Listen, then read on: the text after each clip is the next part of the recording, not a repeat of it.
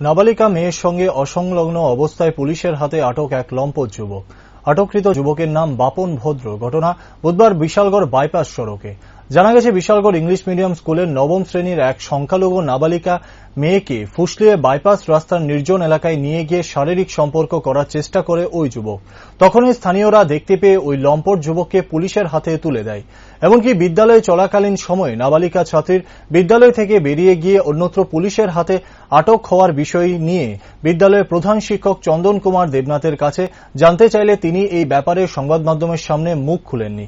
এমনিতেই বিশালগড় বাইপাস রাস্তায় চুরি, ছিনতাই থেকে শুরু করে নানান অপকর্ম সংঘটিত হওয়ার অভিযোগ ওঠে নিত্যদিনই। এমত অবস্থায় বিদ্যালয় থেকে নাবালিকাকে ছাত্রী বের হয়ে গিয়ে বাইপাসের রাস্তা থেকে উদ্ধার হওয়ার ঘটনায় বিদ্যালয় কর্তৃপক্ষের ভূমিকা নিয়ে প্রশ্ন উঠতে শুরু করেছে ইতিমধ্যেই।